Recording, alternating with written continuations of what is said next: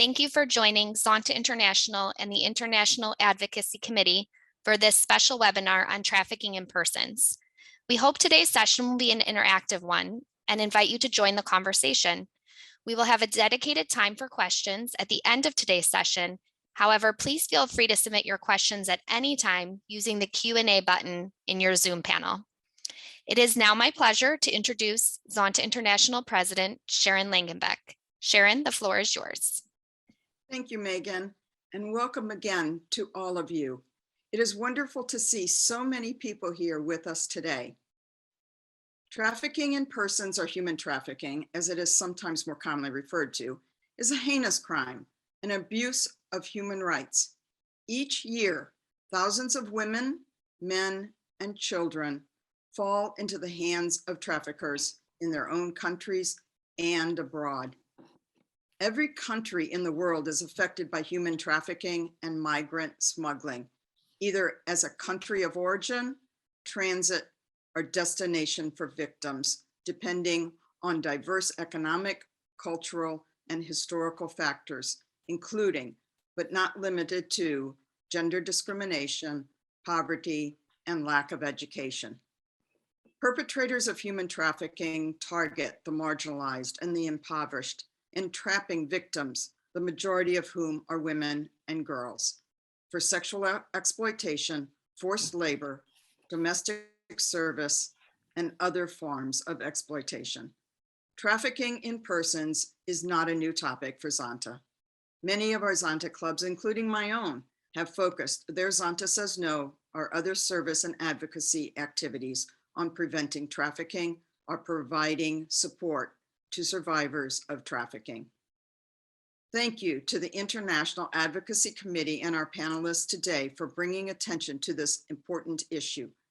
And thank you for your presence here today and for joining Zonta to learn more so we can all work together to prevent trafficking and ensure the safety of women and girls.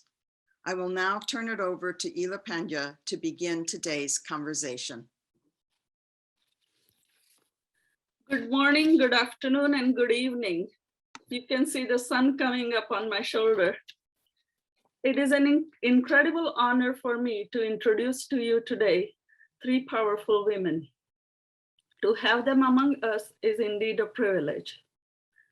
Believe me when I say that what I say in their introductions is not even 10% of their activities and achievements. Welcome to Zonta, ladies. As Secretary of State Condoleezza Rice said, defeating human trafficking is a great moral calling of our time. Nancy E. O'Malley, Cecilia Oibanda Fasis, and Corinne Detmeyer have heeded the call. Today, we will hear from them about their giant contributions against human trafficking. We shall start with Nancy E. O'Malley. Nancy E. O'Malley is the Alameda County District Attorney. She is the first woman to serve in this position.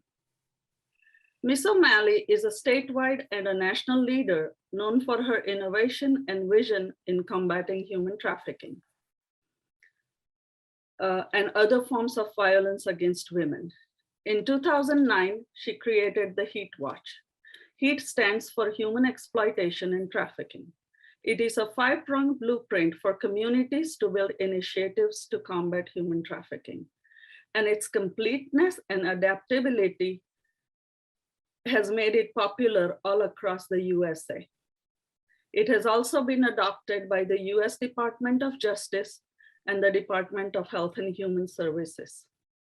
In 2017, Ms. O'Malley created the HEAT Institute for research in the root causes and strategies for effective and impactful responses to end human trafficking in California. I had the pleasure of listening to her in person at the District 9 conference in 2015. Ms. O'Malley, the floor is yours.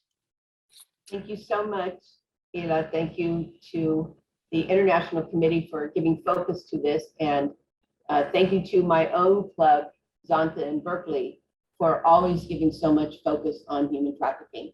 I want to start with with this artwork that we created. It is about 6 feet by 4 feet, hanging outside in the lobby of my office, the district attorney's office.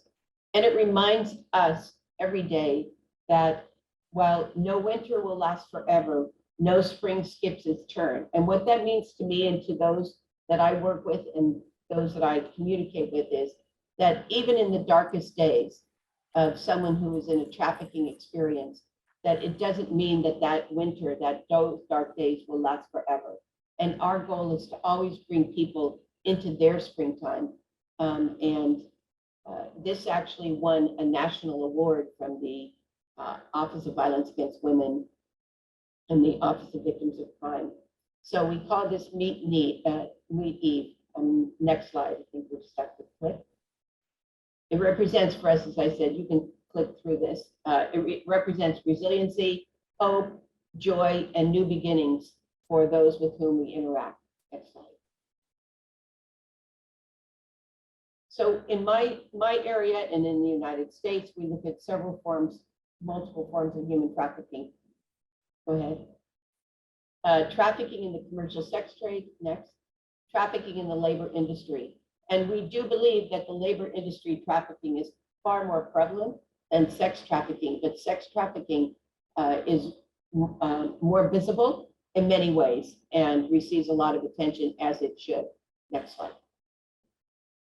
So when we talk about that, we look at street commercial sex. And I will say that for many sex workers who choose to work in the commercial sex, no judgment about that in terms of this discussion. But what we do find is that for many women that they were trafficked as children. We didn't call it that. We didn't know that what that was, but they were for sure being trafficked. And so for them, as they grew up and got older, the only industry that they knew was commercial sex trafficking, which is incredibly dangerous in so many ways. Next. We see a lot of trafficking in hotel motels. You can click through. Escort services, massage parlors, residential brothels. Those are the areas where we're seeing more human trafficking happening. Next slide. One of the areas that we give a lot of focus to now is really on phone or internet sex services. The internet is incredibly dangerous for young people because they can be lured under the guise of thinking they're meeting somebody who's their own age, and in fact, it's a trafficker. And then, of course, for us, forced, coerced, and compelled at the direction of another. Next slide. The forms, these are just an example of the forms of labor trafficking that we're seeing.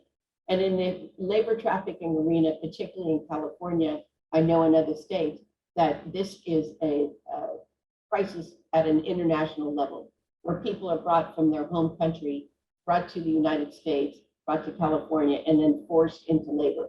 And we've worked with children as young as 10, 11 years old, all the way through adults. Next slide. We look at bonded, forced labor, child labor. And you know, this is the warning that we give, and it's a warning with love, but it is anyone can fall victim to human trafficking.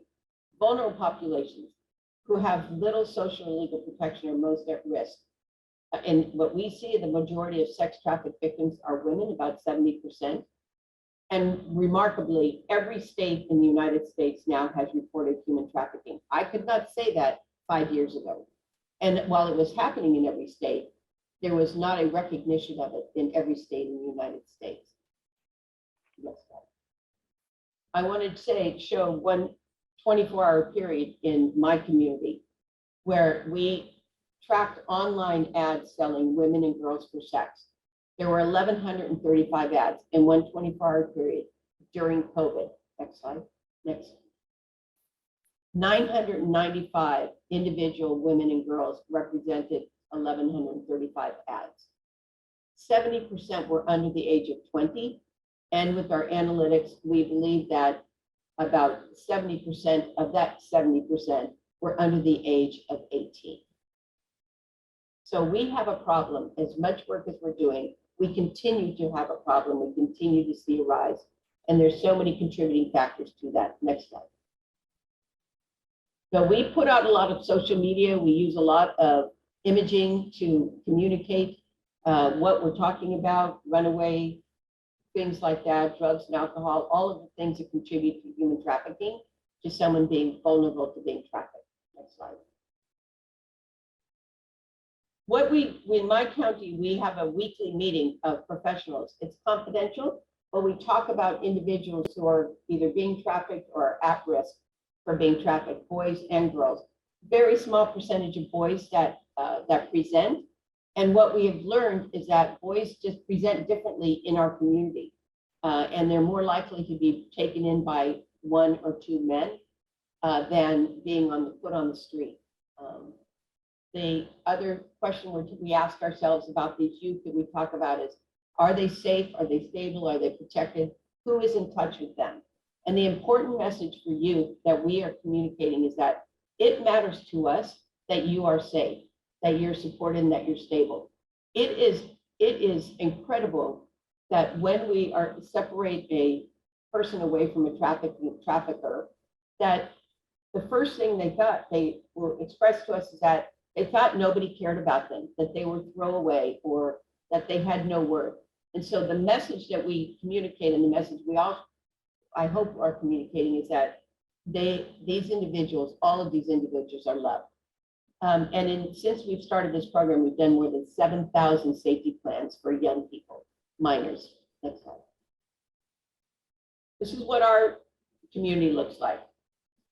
The high percentage of runaway, and what we learn about that is that for many of the girls that we work with, that they believe that the streets were safer than their own home, because their mother was selling them for drugs, or their mother's boyfriend was molesting them, or other circumstances in the home that were intolerable for them.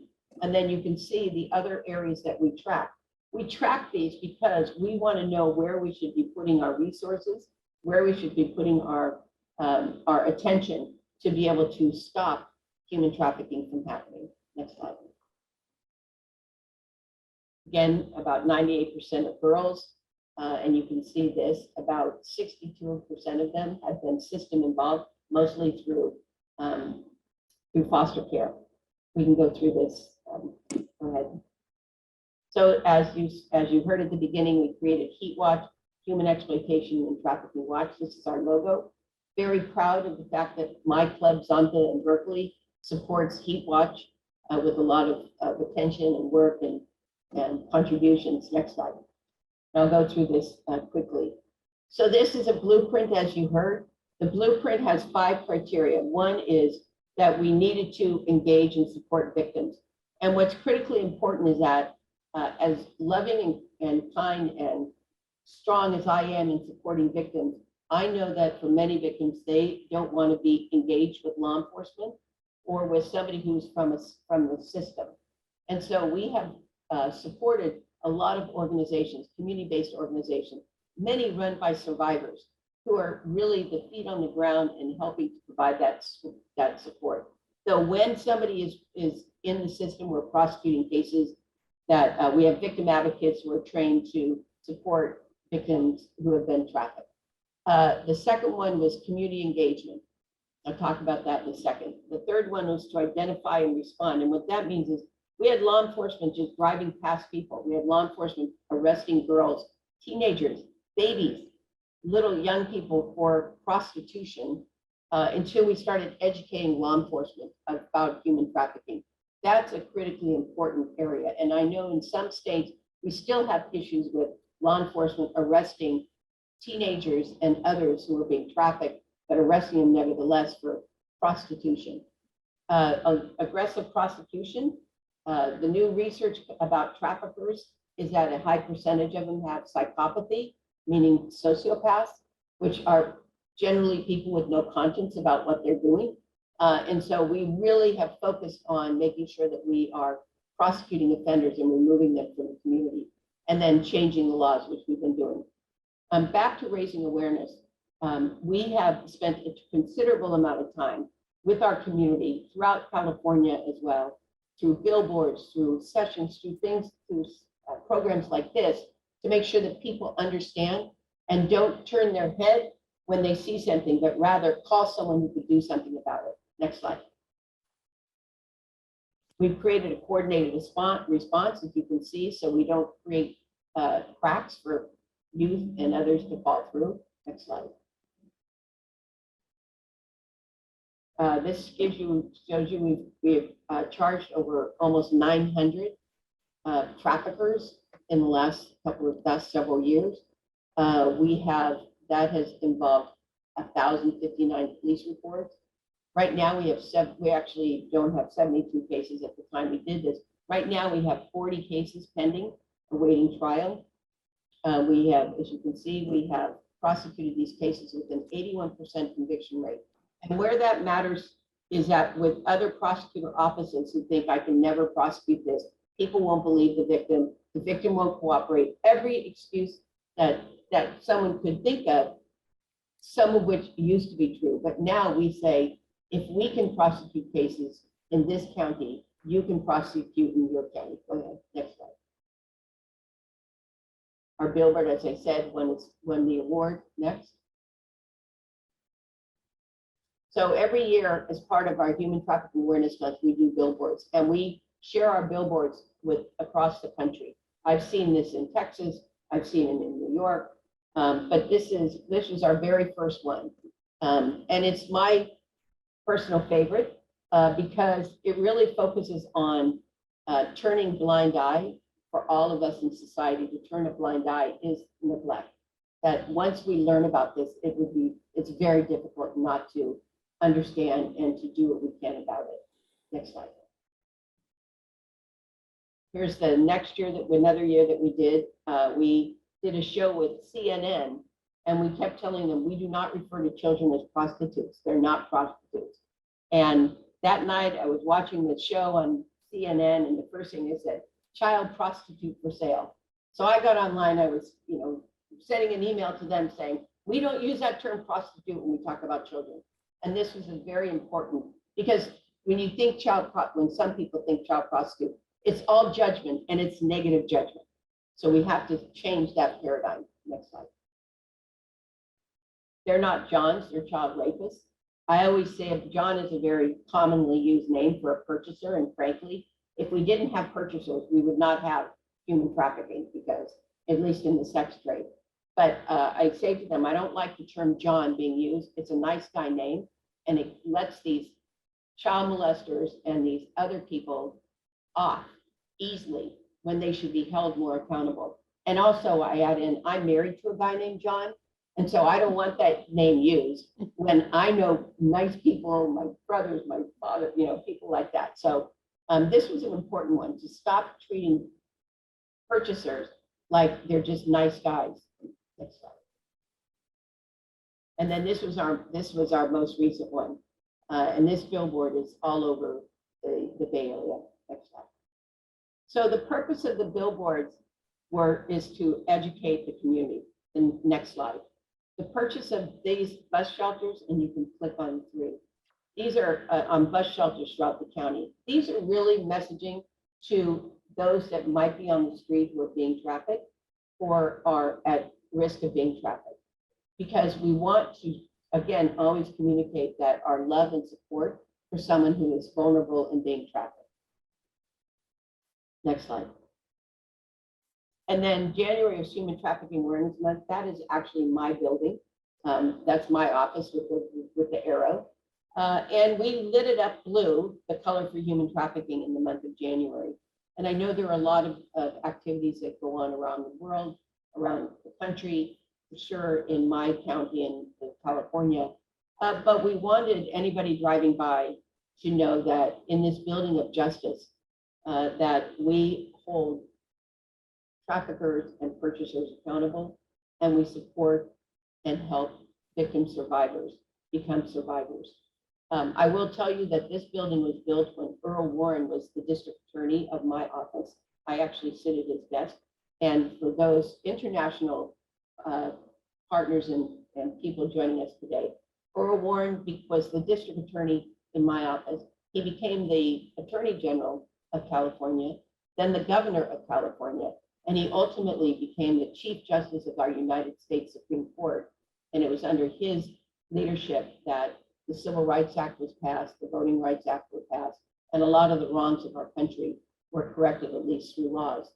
So we're very proud of being in this building and very proud that this building so prominently brings attention to human trafficking. Thank you. Oh, sorry. The next, this is a law that we passed in California that every business, certain businesses are required to post this poster. So workers can see if this fits them, and people like me can look at it and say, wow, I see this going on somewhere, I'm going to contact this hotline. And the hotline gets thousands and thousands of calls a year. And then they will divert those calls to the appropriate community. Next slide. One of our initiatives is to take the pledge to join us, join the fight. And so we encourage people to go to heatwatch.org and just click on the I support ending human trafficking, or I join the fight.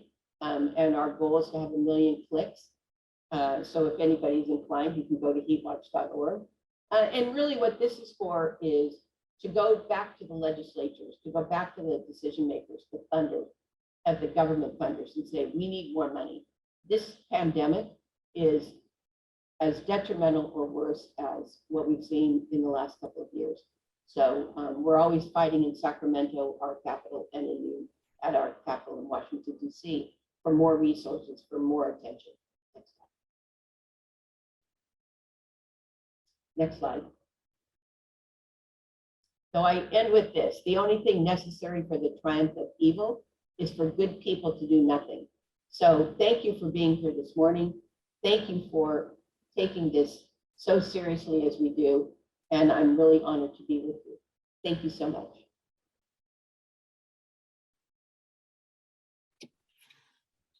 Thank you, Ms. O'Malley, for sharing your success story with us. You have given us some great tools. Now I'd like to introduce Cecilia Obanda Fasis. She comes to us from the Philippines. She spent much of her life as a freedom fighter against Marcos dictatorship before being imprisoned by the regime. After being released, she founded the Voice of Free to help survivors of human trafficking and sexual exploitation. She was instrumental in enacting of pioneering lobbying and crafting the Domestic Workers Act, the Child Labor Law, and the amendments to anti-trafficking in persons laws. She has won numerous prestigious awards from institutions in various countries. Cecilia and Voice for Free have trained more than 1,000 collaborators in the work against human trafficking and have helped more than 60,000 victims. Cecilia, the floor is yours. Good day, everyone. I'm Cecilia, and I'm also the club president of Zonta Club of Pasig from District 17, Area 5 in the Philippines. Thank you so much for inviting me in this series of webinar. While I'm actually tempted to discuss about the technicalities and the legalities of human trafficking or the trafficking in person, I decided to focus my presentation on the story of survivors, my sister Zonta innovations, and the new landscape of human trafficking in person during the pandemic, and how we able to navigate this new landscape. Like other country, the Philippines is also badly hit by the pandemic, especially those who are in the poor areas and communities, and our brothers and sisters who are already marginalized. Overnight, government policies, NGOs' effort, and even our anti-slavery movement responses have sharply eroded decades of economic and social development gains in this issue.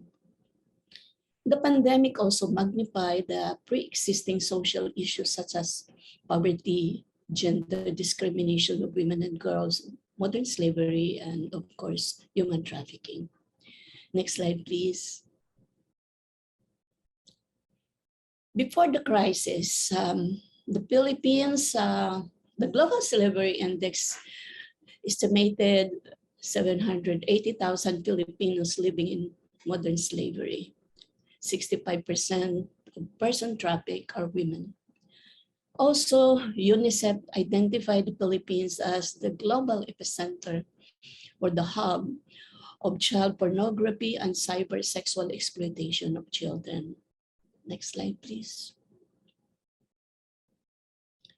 With the closure of international borders during the pandemic, it really displaces around 800,000 of sea-based, air-based, and land-based Filipino migrant workers across the globe, and many of them will fall in the crack of forced labor trafficking because of the desperations and economic reasons. Many were coerced through violence, intimidation, increased their debt bandage, and even confiscations of their travel documents. Within the country, 3.13 million lost their job, with poverty as a driving force of human trafficking, where vulnerable individuals could be subjected to human trafficking to make ends meet. People are vulnerable to a massive hunger, loss of income, and opportunity. This all endanger individuals, especially women and girls and children, who must bear the effect of the loss of income of their family. Next slide, please. Let's take the case of these hundreds of female overseas contract workers stranded in Manila International Airport without any help. A lot of them are returning migrant, mostly domestic workers, and some are departing migrants. They are forced to stay in skyways, under the bridge, or even the open ground of the airport, desperate for help, especially in their protection against COVID. Therefore, the pandemic exposes a lot of system flaws of safe migration and reintegration programs in labor programs. So of course, as we know, safe migration should include safe return of migrants. As returning migrants face few or no job alternative when they coming back to their country of origin, and they are always very desperate. And of course, with the unplanned return to their homes, they are required to force the family to poverty. A lot of their children are dropping school. A lot of their children are drop schools because of the inability of funds. And I believe that they really need retooling of their skill so that they can find job locally, and that decrease their family vulnerability to forced labors and sliding to extreme poverty. Next slide, please. Another alarming situation, of course, trafficking in the country during the pandemic is the increase in cases of very young children rescued during the pandemic. The Department of Justice Office of Cybercrime shows that 264% increase of online sex exploitation of children. And this represents 279,166 cases in the first wave of the lockdown. And we believe that this is just actually the tip of the iceberg. Most of the parents and close relatives and friends are the ones who are facilitating the trafficking and abuse of these children. Next slide, please. So these are some of the evidence shows covered by the media during the pandemic, and really articulate the situation, the grave situation in the ground. Next slide, please. Well, for us, this data is already shocking. But for us who are in the ground and in the front line fighting against trafficking, this is unprecedented horror. Yeah, even for me who'd been working and in the front line for almost 30 years, this really breaks my heart. It's really affect me so deeply that there's a point that I can't stop crying. In the middle of the lockdown, we rescued two 2-year-old girls. She was sold and she was raped. And it's really heartbroken. Next slide, please. We also rescue a 3-year-old little boy who, as you can observe, he is brutally, physically abused. Look at his lips. And he was sold for 3,000 pesos or $60 online. And next slide. And many more. So these are some of the children who actually rescued during the pandemic. And imagine this. This is on the top of the 50 existing victims and survivors who are already in our shelter. While we are drowned with all the realities of the pandemic, plus the lockdown, plus the logistical challenges to save and feed these children, our life is really a mess. Next slide, please. So while we in the anti-trafficking movement always focus our intervention in a macro level using the 4Ps framework of intervention. These are the prevention, protection, prosecution, and trafficking. And partnership. So a lot of people who are working in this issue memorize all the 4Ps: prevention, protection, prosecution, and partnership.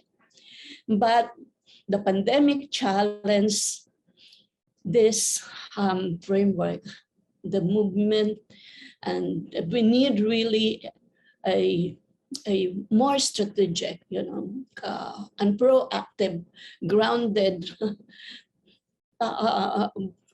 intervention during the pandemic. This is where my sister in Zonta, District 17, Area 5, showed their deep commitment and resilience. They really shine lights to the life of this victim and survivors during the pandemic. We all find ways to innovate and collaborate and navigate this new battleground. Club leaders, next slide, please. Club leaders and members, including my club, the Zonta Club of Pasig, act boldly and tirelessly help. And that's really brings out the best of club leaders of Area 5, which actually we called ourselves the Quaran Queens. Next slide, please. So these are some effort that we work together with our Zonta sisters here in the Philippines during the pandemic. Next slide, please. Next slide. Next slide. Next slide. Next, yeah. But of course, we know that crisis can also offer opportunities. In our case, we engage in policy innovations and action. During the pandemic, important laws for women and children also passed in the Senate and in the Congress. So yeah, that's really a cause for a big celebration for us. They are namely the Republic Act 11,596, or an act prohibiting the practice of child marriage and imposing penalties for violators thereof. You know that we've been lobbying for this law for a long time, and during the pandemic it was passed. Another law passed is the Act of 11,696, 648, or the Act of Raising the Age of Sexual Consent, which increased the age of statutory rape from 12 years old to 16 years old. This is really recognize the right of children and the need for protection for sexual abuse and exploitation. Another law passed, which is really very important for us in anti-trafficking movement, is the expanding anti-trafficking in person law Act of 2021. That's include the internet intermediaries and social media accountable for knowingly or by gross negligence attributed to human trafficking. So yeah, congratulations to all of us. Next slide, please. Sisters, this is Mitch. She was sold by her mother when she was only 14 years old. She was physically abused and sexually abused by these men. And luckily, she escaped and go back to her mother. But her mother sold her again to the 85-year-old man and abused her again. She escaped again, looked for her father in Manila, where this father had been, he never met in her lifetime, where she was raped by her father and treated her like her wife, his wife. His father raped her until they have 4 kids. Nobody helped her. Nobody give attention to her. Until she was 30 years old. Her daughter was also raped by his father or the grandfather of her daughter. Now, his father is in prison and she was rescued just last 5 months ago. Next slide. And this is Mitch now and her kids. And thank you for all the support of my sister here in Zonta. We know that we in Zonta, every club has its own niche, strength, and skill sets. We may feel sometimes that our work is isolated, practical, or maybe just an activity, But in the life of Mitch, our effort has changed.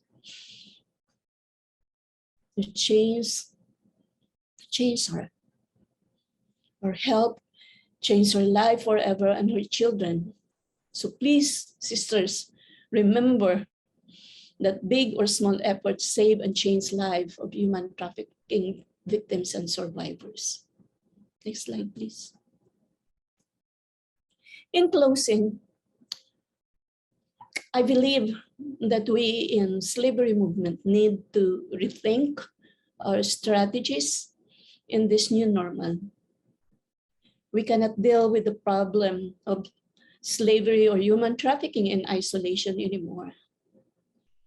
It is very much intertwined now with the issue of extreme poverty, race and gender discrimination, workers' social protection, job and food security, and environmental problem. We know by the fact that we will be facing a very challenging time. The long-term negative impact of the pandemic, the war in Ukraine and Russia and other part of the world. And of course, our country's ability to rebound from the looming global recession. I hope that this painful time that we experience can give way to a more consciousness of respect and dignity. And can give us more unconditional kindness and compassion to our women and girls that we used to serve. God bless you all and mabuhay. Thank you very much. Thank you, Ms. Flores Oibanda Fasis, for sharing your information with us. It was very, very eye-opening, as well as sharing the information about our Zonta sisters, who we are proud of all the work that our members do in your part of the world. Next, we will hear from Corinne Detmeyer. She is a Dutch lawyer specializing in juvenile law and children's rights. She was a Dutch rapporteur on human trafficking and sexual violence against children in the Netherlands from 2006 to 2017. From 1980 to 85, she was a director of public prosecution at the District Prosecutor's Office in Rotterdam. After 1985, Ms. Detmeyer worked as a juvenile judge for 10 years. Currently, she is a professor at the Leiden University and teaches criminal law, juvenile law, and children's rights. She has over the years offered her insight to numerous advisory boards and commissions on the topic of human trafficking, crime prevention, sexual abuse, and juvenile law, and more. Corinne? Well, thank you, Ela. And maybe you've already said quite a lot about me, but I think that one of the important things why you have invited me is that I'm a member of CEDAW, of the Committee to End Discrimination Against Women. And of course, we as a committee are very committed to look at all sorts of possibilities to fight human trafficking. Next, please. I've heard a lot already, and I will try not to repeat. And I must say, I was very impressed with Nancy's intervention. When I started as a rapporteur, I had a lot of contacts with the United States, and at that time, it was mostly the runaway girls that that were trafficked, but were seen as runaway girls and very often were prosecuted.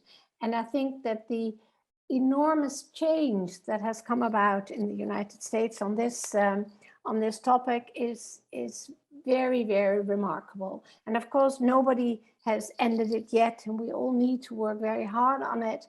But still, the changes made are phenomenal. And I'm so glad, Nancy, about what you said about child prostitution. There is no such thing as child prostitution. I've been saying that for a long time, and I have also seen court rulings that did speak of child prostitution, and I have commented and fought against that, because if we see it as such, we are not doing them right. And I was also very impressed with everything that's being done in the Philippines, but also, I remember being there as a rapporteur on a very small island, the small island of Cebu, and how impressed I was there. What we saw, what we heard there were children that were sold by their parents to a man in Sweden who was looking at the webcam. And we had visited this small, village and were shocked by the poverty. We spoke with the mayor of this town later, and there we were, from an affluent country, and how could we judge anything that happened there? So we started sort of saying, like, not that we understood what had happened, but trying not to judge it. And I still hear the mayor saying, and he was putting his fist on the table, and he said, not everybody is selling his children. In other words, there is no excuse, never is poverty an excuse. And I still remember that. And of course it's true, but sometimes it's hard it's hard for people if they are in such dire circumstances. Now, if we look at the numbers of trafficking victims, the estimated numbers are used because the actual number of victims that are registered is just a fraction of the numbers that we should really look at. And we need numbers. And I have done, together with UNODC as a rapporteur, we have done a very innovative way of estimating victims of trafficking, because it's the, well, let me say it in a different way. What we came to then were numbers that in the Netherlands, more than 200 people per 100,000 were victims of trafficking. And we put those numbers next to the numbers that the health organizations say, when do you speak of an epidemic or a pandemic? And if you look at it like that, then everybody gets, well, numbers say something. And if those numbers are high enough, then they need the attention that all the attention they can get. And of course we have, as we've heard, we have sexual exploitation, labor exploitation, criminal exploitation, but we also have begging, organs, and surrogacy. Surrogacy is something that is, of course, it's not new, but we see that a lot of countries struggle with how to deal with it, how to legalize adopting or having children by a surrogate mother, how to do this. And this is a difficult subject. And we always have to look at the fact that if there are women forced to bear children, then that is a form of trafficking. And every act or every part of a person that can turn into money can be an object for traffickers. Next, please. And of course, 99% of all victims of commercial sexual exploitation are women and girls. And the estimate is that it's about 5 million victims and 1 million of them are children. And we look at this, we are still unable to reach sufficient scale to sustainably reduce those numbers. And we try, we all try. And of course, one of the things that's important is to take the proper care of victims and to raise the awareness. As a rapporteur, I have I've done a lot of that. About 80% of my 200 recommendations have been adopted. And some of those were directed at the help of victims. Mostly the sheltering, the specific sheltering for victims of trafficking, but also the status of refugee or migrant women, female victims of trafficking that had to have a better, a stable position and a stable status in order for them to not be re-trafficked. And also, we heard that earlier, the training is important. Training of judges, training of prosecutors, but also the awareness of the general public. And the awareness is broad. It's about, maybe I can give you an example. There was this train in the Netherlands going to Utrecht, which is a central station within the Netherlands, and the man who had to look at the tickets, he saw two girls with bags with underwear, and it was not very well, it was kind of a frilly underwear that he saw that in those bags, and he saw this big man sitting quite near them. So he called into the central station and said, well, there's these two women and men, and they're getting off at Utrecht. And it doesn't feel good. I have a feeling that they may be victims of trafficking. So the railway police awaited this man and these two women, young women, at the station in Utrecht, and they were apprehended, and the girls, or the man was apprehended, and the girls were put into a shelter or given shelter. So this was just an ordinary man doing his job, but seeing something that he was not very sure about. And of course, he was also, you could see him as a civil servant, and specifically civil servants should all be aware of signs of human trafficking. Next, please.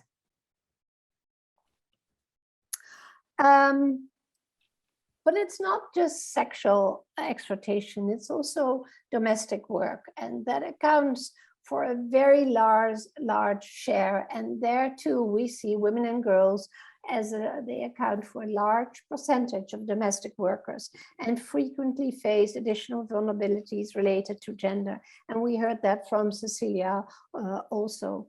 They are migrants with few skills and little formal education, even relative to other low skill, highly vulnerable populations. So compared to its estimated rate of prevalence, few investments to date have been made in protecting domestic workers. And I think that if you look at the victims of commercial sexual exploitation next to the domestic workers, they should both forms of trafficking should get our full attention and our work to end it. Next, please. Next slide, please. Yeah. The Global Fund to End Modern Slavery. I don't know if you've heard of it, but it's very interesting to look up their site and see what they're all doing. Trafficking and enslavement of domestic workers is perpetuated by systems of supply, demand, and an enabling environment that does not protect workers or survivors. In fact, that goes for all forms of trafficking. To bring sustainable change, we need solutions that reduce worker vulnerability, shift demand away from exploitative labor, and ensure that proper regulations and mechanisms exist to end impunity for traffickers. One of the instruments that could be used is the ILO Convention 189 that it is all about more regulating domestic work. Next, please. Next slide, please. Yeah. Within CEDAW and within the convention, Article 6 is a very prominent article. It's about trafficking and exploitation of prostitution of women. Now, exploitation is a word that can have a negative or a neutral connotation, and it sort of depends on what your perspective and your views on prostitution is. If we look at general recommendation of CEDAW 38, which was very recent, this has a huge focus on the demand side. And I know many countries do too, some countries don't. It's a very complex debate. It's protection versus autonomy. We have huge groups of feminists who say that the protection is the most important and that prostitution is something that should be abolished completely. And there's also the groups of feminists who say women should be autonomous and should be able to decide for themselves what they want to do. And I'm not advocating one or the other. I'm just trying to let you see how terribly complex this issue is. There's no easy answer. We do not say criminalize domestic work. criminalize buying domestic work. We can't, because that wouldn't really work in our society. So maybe those are also the things that should be looked at when debating this issue. Next slide, please. One of the things that are that you can read in the general recommendation 38 is the emphasis to ensure full, effective, and meaningful participation of women and girls, and especially victims of trafficking, those at risk of being trafficked, and communities affected by trafficking and/or anti-trafficking measures, in all levels of decision-making and at all stages of efforts to prevent and combat trafficking, in the design of human rights-based, gender-sensitive response measures, including in the development, implementation, monitoring, and evaluation of anti-trafficking legislation, policy, and programs. The continuing implementation of the Convention and the Trafficking in Persons Protocol.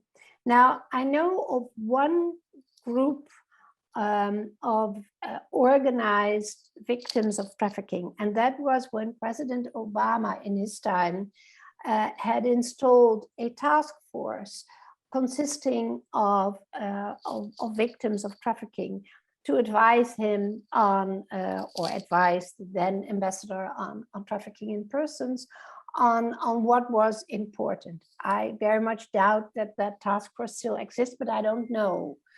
I do know, however, that there are huge groups of organized sex workers. So if we want to involve and have participate those at risk of being trafficked, those working in situations that maybe that are vulnerable to trafficking, maybe we should listen to them as well. So this is what I would like to, well, leave you with in a debate to, well, I'm sorry, I'm not giving you an easy answer, because there isn't really one. It is difficult, and it's, I've seen this in more than 11 years being a rapporteur on human trafficking. I've seen that it is sometimes 3 steps ahead and then 4 steps back. And now with COVID, we are also going steps back. So we really have to work, all of us, together. And the important things are awareness raising, and so the recognition of signs of trafficking. And I think this was my last slide, so I thank you very much for your attention.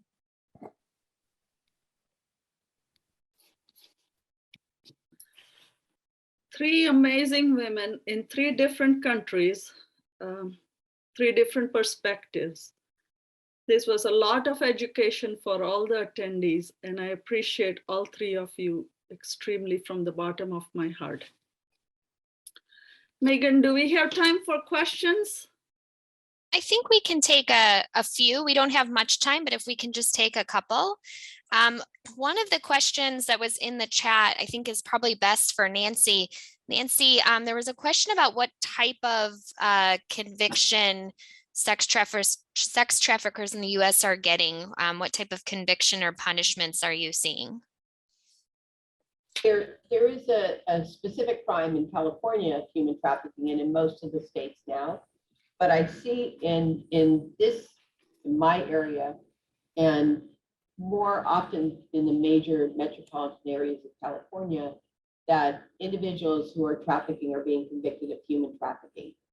What is shocking about that is that California has identified a list of what crimes are serious. And I know my camera's not on. I'm not sure why. I think it's controlled by the moderator. But it is, there's a list of crimes that are identified as serious and violent. And just in the last few weeks, human trafficking is not considered a serious or a violent crime in California, shockingly.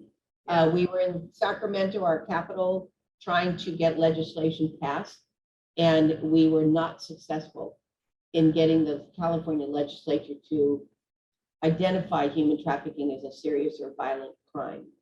But what we're also seeing is that where cases get more complicated to prove, that there are resolutions that would call it pimping and pandering, which is the old-fashioned way of addressing commercial sex, where there was a person who was controlling the I'll call it victim, or the sex worker. So those are the types of convictions that we're seeing across the country. The types of the identified crimes that would define human trafficking vary. Some being more realistic, as we have in California.